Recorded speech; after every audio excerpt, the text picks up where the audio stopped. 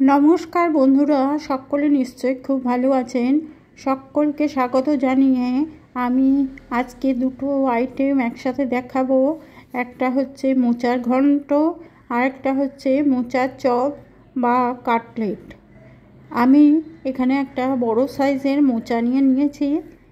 এইবারে অর্ধেকের বেশি মোচা আমার এখানে ছাড়ানো হয়ে গেছে। ছাড়িয়ে আমি ঝুড়ির মধ্যে রেখেছি। বাকি মোচাটা কী করে ছাড়াতে হয় আমি একটুখানি দেখিয়ে দেবো। মোচা কী করে ছাড়াতে হয় আমি মোচা ছাড়ানোরটা আমি এবারে দেখিয়ে দেবো। মোচার উপরের খোলাটা ছাড়িয়ে নিয়ে মোচার যে ফুলটা আছে ওটা হাতে নিয়ে মোচার এই ফুলের ভিতরে, প্রত্যেকটা ফুলের ভিতরে একটা করে কাঠি আর একটা করে মাছের আঁশের মতো একটা জিনিস থাকে, ওটা ছাড়িয়ে ফেলে দিতে হয়, কারণ ওটা আমাদের হজম হয় না। মোচা ছাড়ানো খুব কঠিন। প্রত্যেকটা ফুল একটা একটা করে এইভাবে ওই কাঠি আর মাছের আঁশের মতো অংশটা ছাড়িয়ে দিতে হয়। এইবারে আমি মোচাটাকে সিদ্ধ করে নেব। মোচাটা সিদ্ধ করবার জন্য আমি তার মধ্যে নুন আর হলুদ দিয়ে দিয়েছি। এইবারে মোচার ঘন্ট করবার জন্য আমি এর মধ্যে আলু দেব।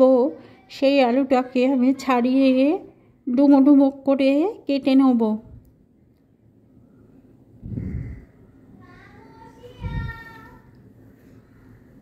এখানে বড় বড় সাইজে 3টে আলু আমি দিয়েছি। এর মধ্যে আমি আদা দেব আর নারকেল দেব। সিদ্ধ মোচাটা এবারে আমি জলটা ছেঁকে নেব। জলটা ছেঁকে নিয়ে এটাকে আমি হাতা দিয়ে না হয় হাত দিয়ে একটুখানি চটকে নেব। হাত দিয়ে চটকে নিলেই ভালো হয়।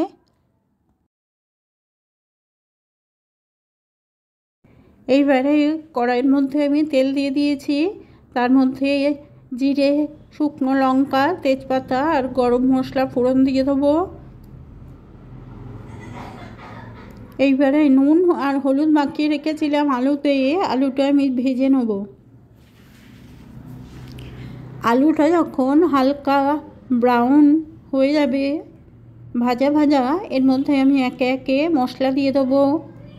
নুন, হলুদ, জিরে গুঁড়ো, আদা বাটা আর লঙ্কা গুঁড়ো দিয়ে দেবো। এইবারে এটাকে আমি তেলের সাথে কষিয়ে নেব। এর মধ্যে কিছুটা আমি চিনিও দিয়ে দিলাম, কারণ মোচা যেহেতু নিরামিষ আইটেম, ওর মধ্যে মিষ্টি দিলে একটু বেশি ভালো লাগে। নারকেল আমি কিছুটা টুকরো টুকরো করে কেটে রেখে দিলাম, ওটাও আমি এর মধ্যে দিয়ে দিলাম। একসাথে কষিয়ে নেবো তেলের সাথে। আলুটা আমার প্রায় সিদ্ধ হয়ে এসছে। এবারে আমি মোচাটা ছেড়ে দিলাম এর মধ্যে। এইবারে মোচার সাথে আলুর সাথে মোচাটা আমি কষিয়ে নেব। কষিয়ে নিয়ে আমি কিছুটা জল দিয়ে এটা মিনিট 10 আমি আবার এটাকে সিদ্ধ হতে দেবো, যাতে মোচার মধ্যে সমস্ত মশলাগুলো ভালোভাবে ঢুকে যায়। জলটা টেনে গেলেই আমি মোচাটাকে নামিয়ে নেব। এর মধ্যে আমি একটু গন্ধের জন্য ঘি দিয়ে দিলাম 1 চামচ আর গুঁড়ো গরম মশলা। মোচার ঘন্ট আমার হয়ে গেছে। এটা আমি এবারে একটা প্লেটের মধ্যে নামিয়ে নিচ্ছি। এর মধ্যে আমি যে নারকেল কুড়িয়ে রেখেছিলাম, প্রথমে কাঁচা লঙ্কা ছড়িয়ে দেবো উপর থেকে। কাঁচা লঙ্কা এই কারণে দিইনি, কারণ লাল লঙ্কার গুঁড়ো দিয়েছিলাম, কাঁচা লঙ্কা দিলে আরও বেশি ঝাল হয়ে যাবে, তাই।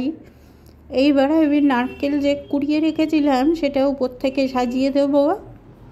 আর কিছুটা পিস পিস করে রেখেছিলাম, ওটাও উপর থেকে সাজিয়ে দেবো। মোচার ঘন্ট আমার রেডি। আশা করি রেসিপিটা আপনাদের সকলের ভালো লাগবে। অবশ্যই আপনারাও বাড়িতে এইভাবে মোচার ঘন্ট রান্না করে ট্রাই করে দেখবেন। ভীষণ সুস্বাদু খেতে হয়। এইবারে আমি মোচার চপ বা বড়াটা কী করে করতে হয় সেটা দেখাবো। সিদ্ধ করা মোচার থেকে আমি কিছুটা মোচা সরিয়ে রেখেছিলাম। তার মধ্যে আমি দুটো ছোট ছোট আলু সিদ্ধ, লঙ্কা, নুন, হলুদ গুঁড়ো আর জিরে গুঁড়ো একসাথে মাখিয়ে নেব।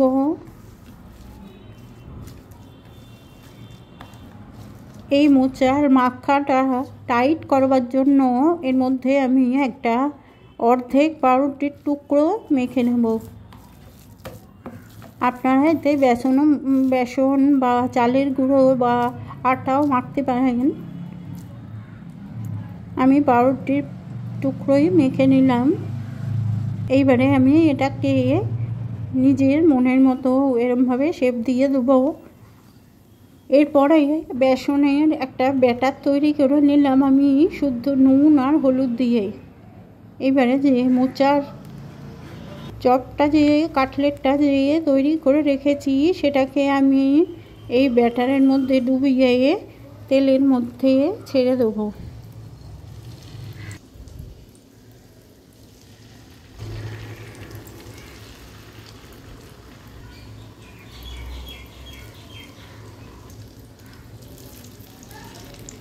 খুব বেশি ডোবা তেলে আমি ভাজবো না, কারণ মোচাটা তো সিদ্ধ করাই আছে, ওই জন্য এটা সিদ্ধ করার তো আর দরকার নেই, জাস্ট ভাজা করতে হবে। এক পিঠটা হয়ে গেছে, আমি উল্টে অপর পিঠটাও লাল করে ভেজে নিলাম। ভাজা হয়ে গেছে, এবার আমি নামিয়ে নেব। অপূর্ব গন্ধ ছেড়েছে। এর মধ্যে আমি পেঁয়াজ দিয়ে গার্নিশ করে নিলাম। রেসিপিটা ভালো লাগলে অবশ্যই একটা লাইক, একটা কমেন্ট করবেন। আর ধন্যবাদ সঙ্গে থাকার জন্য।